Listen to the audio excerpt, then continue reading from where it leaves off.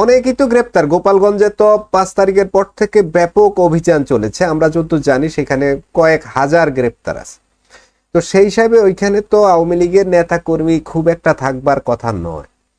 যেটা হায়দার ভাই বলছিলেন, এই সাধারণ জনগণ সেখানে উঠে আসছে এবং কয়েকদিন ধরে ওরা উত্তেজিত করছিল জনগণকে। আমি বিপ্লব হাসান ভাইকে কাছে জানতে চাই যে এখানে কি এটা কি এনসিপির কৌশল ছিল যে জনগণকে উত্তেজিত করতে হবে যাতে ওরা এসে অ্যাটাক করে, এরপরে তাদের উপরে হত্যাযজ্ঞ চালানো হবে, এমন কোনো পরিকল্পনায় কি সন্দেহ করেন? কেউ কেউ কিন্তু এটা বলছে, সে কারণে আমি জিজ্ঞেস করছি। নাকি গোপালগঞ্জের মানুষ এমনিতেই ওদেরকে আক্রমণ করে বসছে? এর আগে কি বিএনপি বা জমাতের প্রোগ্রাম হয়েছে না গোপালগঞ্জে? কেউ কি আক্রমণ করছিল এই গত 11 মাসে? বিপ্লব হাসান। ভাই, আপনার চ্যানেলের সকল দর্শক সবাইকে অনেক অনেক শুভেচ্ছা। আমাদের পাশে যিনি আলোচনার জন্য উপস্থিত হয়েছেন রাশেদ হায়দার ভাই, আপনাকে অনেক অনেক শুভেচ্ছা এবং স্বাগত। আপনি যে প্রশ্নটা করেছেন এই প্রশ্নটার উত্তর আমি সন্ধ্যায় একটা শুতেছিলাম, সেম আমাকে সেই প্রশ্নটা করেছিলাম, বলেছি। প্রথমত, গোপালগঞ্জে যে বিষয়টা হয়েছে আপনি নিশ্চয়ই খেয়াল করবেন, তাদের একাধিক নেতা সার্জিস আলম, হাসনাত আব্দুল্লাহ আর অন্যান্য যারা ছিল তারা প্রত্যেকে যাওয়ার পূর্বে ফেসবুকে স্ট্যাটাস দিয়েছে। এখন আপনি সারা দেশে করলেন পদযাত্রা কর্মসূচি, শুধুমাত্র গোপালগঞ্জের ক্ষেত্রে গিয়ে আপনার সেই পদযাত্রা হয়ে গেল মার্চ টু গোপালগঞ্জ। তখনই আপনাকে বুঝে নিতে হবে এটা সুপরিকল্পিত ছিল। প্রথমত, এই যে গোপালগঞ্জে তারা গেল, এখন আমি একটা উদাহরণ টানি। ধরেন রাশেদ হায়দার ভাইয়ের বাসায় গিয়ে রাশেদ হায়দার ভাইয়ের কোনো প্রতিদ্বন্দ্বী কিংবা তার মতো কোনো সমান না, তার থেকে অনেক অনেক অনেক ক্ষুদ্র শক্তিমত্তাধারী কোনো লোক যদি গিয়ে তার বাবা মা কিংবা তার পরিবারকে যাচ্ছে তাই বলে গালিমন্ত করে, তাহলে কি রাশেদ হায়দার ভাই তাদেরকে ছেড়ে দেবেন? উনি যদি প্রজ্ঞাবান হন, উনি যদি মানসিকভাবে প্রতিবন্ধী না হন, উনি কি ছেড়ে দেবেন? আপনি ছেড়ে দেবেন? আমি ছেড়ে দেবো? দেব না।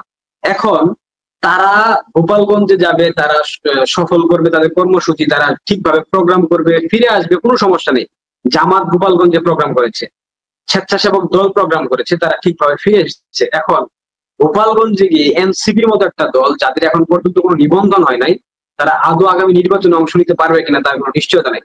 তারা যখন সেইখানে গিয়ে গোপালগঞ্জের মাটিতে দাঁড়িয়ে বঙ্গবন্ধু শেখ মুজিব, যিনি 1000 বছরের শ্রেষ্ঠ বাঙালি, যিনি বাংলাদেশের স্বাধীনতার মহানায়ক, তার বিরুদ্ধে স্লোগান দেবে মুজিববাদ, মুর্দাবাদ, ইনকিলাব জিন্দাবাদ, এবং বলবে মুজিববাদের কবর রচনা করবো, তখন সেখানে কে ছাত্রলীগ, কে যুবলীগ, কে আওয়ামী লীগ, কে যুবদল, কে বিএনপি, এগুলা দেখার বিষয় থাকবে না। তখন প্রত্যেকটা শ্রেণীর মানুষ এবং প্রত্যেকটা দল মত নির্বিশেষে তারা তখন হয়ে যাবে মুজিব লীগ, মুজিব প্রেমী লীগ। গোপালগঞ্জে যে ঘটনাটা ঘটেছে এটা এনসিপি এবং রাষ্ট্রীয় একটা বাহিনীর সরাসরি পৃষ্ঠপোষকতার মাধ্যমে হয়েছে, এবং তারা সুপরিকল্পিত ভাবে গোপালগঞ্জের সাধারণ জনতাকে খেপিয়ে দিয়েছে। কারণ গোপালগঞ্জে বঙ্গবন্ধু শেখ মুজিবের জন্মভূমির প্রতি তার একটা মহান নেতা সেই এলাকায় জন্ম নিয়েছে, স্বাভাবিকভাবেই সেই এলাকার মানুষের তার উপর একটা ভালোবাসা, একটা শ্রদ্ধাবোধ, একটা সহানুভূতি, একটা মহানুভবতা, আপনি যেটাই বলেন না কেন সেটা ছিল। তো সেই জায়গা থেকে যখন সবাই দেখেছে যে তারা বঙ্গবন্ধুকে নিয়ে কটূক্তি করতেছে, বাজে স্লোগান দিতেছে, এবং তাদের মধ্যে যে ষড়যন্ত্রের প্রক্রিয়া ছিল, মার্চ টু গোপালগঞ্জের উদ্দেশ্য ছিল বঙ্গবন্ধু সমাধিস্থলকে ভেঙে ফেলা।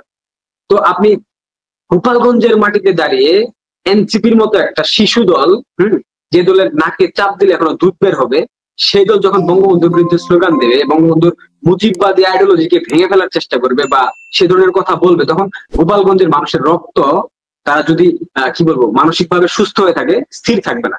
তো তাদের রক্ত টক বগিয়ে উঠেছে, তারা হামলা চালিয়েছে। এবং আপনি খেয়াল করেন, সেনাবাহিনী এখানে যে হামলা চালিয়েছে, গুলি করেছে নির্বিচারে, এইটা সম্পূর্ণরূপে পরিকল্পিত, সম্পূর্ণ পরিকল্পিত। কারণ গোপালগঞ্জের কোনো মানুষ কোনো রাষ্ট্রীয় স্থাপনাতে হামলা করেনি, কোনো পুলিশ সেনাবাহিনীর গায়ের উপর একটা টুকাও দেয় না।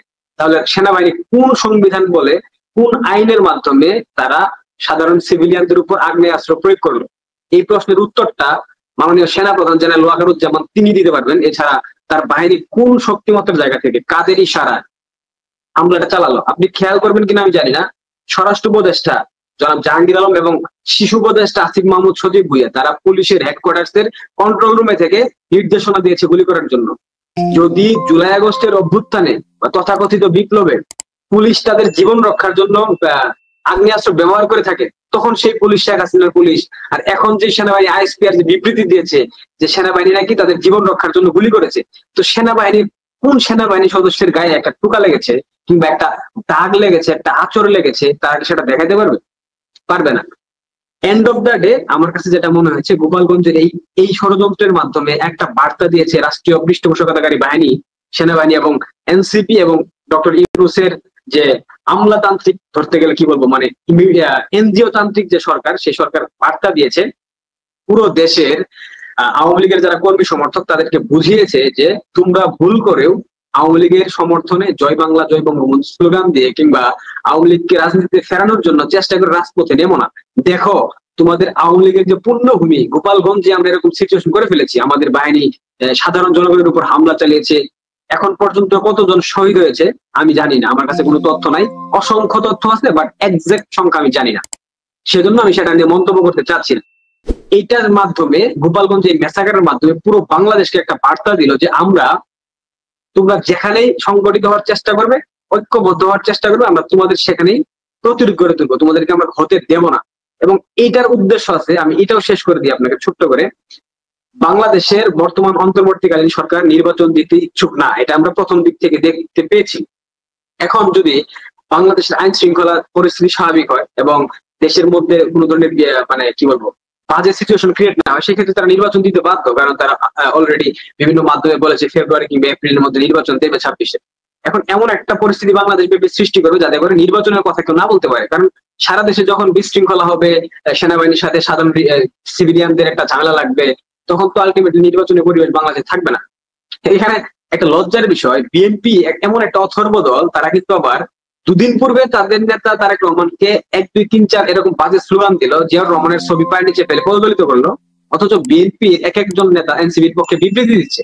এর থেকে লজ্জা একজন রাজনৈতিক দলের কর্মী সমর্থকদের, এর থেকে বেশি লজ্জা আসলে থাকতে পারে না।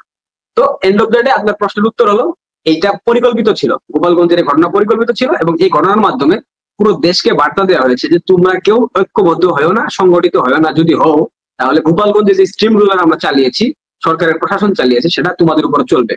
ধন্যবাদ মাসুদ ভাই।